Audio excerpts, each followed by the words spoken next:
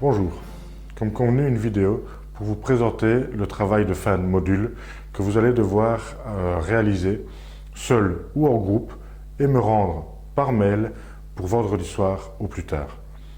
Je le répète, comme je vous l'ai déjà dit en présentiel mardi, je suis à votre entière disposition par Skype, par mail, par les médias sociaux, bref, je suis là. Si vous avez une question, une remarque ou si vous voulez valider les étapes de votre travail. Le travail est simple. Vous avez choisi une entreprise ou un produit. Je vous demande de réaliser toute la démarche marketing pour pouvoir faire de recommandations pratiques par rapport à l'entreprise ou par rapport au produit. Donc, on commence par quoi? On commence par récolter de l'information en desk research. Donc, je ne veux pas que vous alliez sur le terrain, je veux simplement que vous alliez chercher de l'information existante. Par rapport à quoi? Par rapport aux tendances, par rapport aux acteurs qui sont importants sur le terrain, c'est-à-dire les consommateurs, c'est-à-dire les concurrents directs et indirects, c'est-à-dire les distributeurs, c'est-à-dire les influenceurs, bref, tous les acteurs qui sont économiquement importants. Je veux aussi que vous allez analyser tous les éléments selon la méthode Pestel, que ce qui soit politique, qui soit écologique, qui soit légaux, etc. Une fois que vous avez toute cette information, qui vous prendra quelques heures quand même en termes de recherche, je voudrais que vous me fassiez un diagnostic. Je vous ai présenté la méthodologie SWOT. C'est une méthodologie que j'utilise beaucoup. Donc, classez-moi les informations que vous avez récoltées en environnement interne, en environnement externe. Environnement interne, les forces et les faiblesses. Environnement externe, les opportunités et les menaces. Je vous rappelle que sur les événements externes, environnement externe, donc, c'est-à-dire les opportunités et les menaces, vous n'avez aucun pouvoir d'action.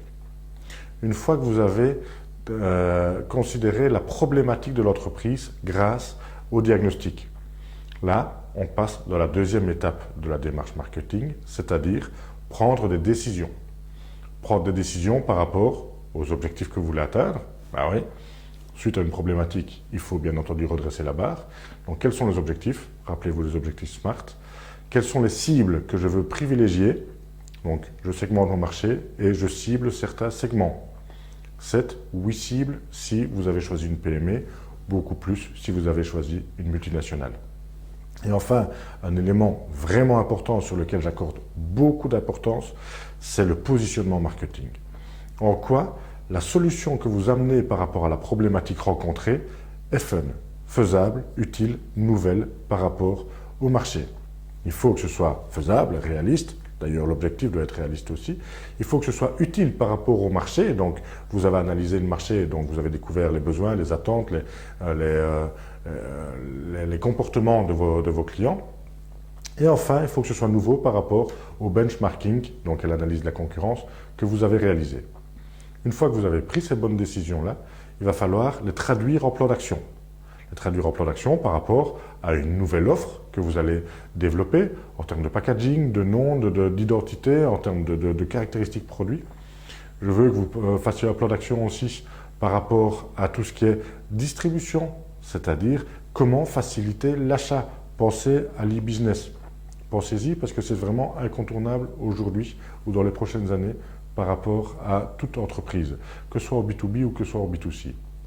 Vous allez devoir aussi travailler par rapport à un coût. Et donc, quel est le coût? Rappelez-vous le business model Canva, les deux blocs inférieurs, c'est les coûts et les revenus. Quel est le coût acceptable pour vous? Quel est le coût acceptable par rapport au client? Peut-être voir quel est le coût psychologiquement et la fourchette de prix psychologiquement acceptable pour votre consommateur ou pour les distributeurs qui vendent à vos consommateurs. Et enfin, un plan de communication. C'est bien de bien le faire, mais il faut le faire savoir. Et donc, je voudrais un plan de communication avec, donc dans le travail, avec des objectifs cognitifs, des objectifs affectifs, des objectifs comportementaux et, si vous avez le temps, un objectif de fidélisation des clients. Tout ça sera présenté et synthétisé dans un business model Canva.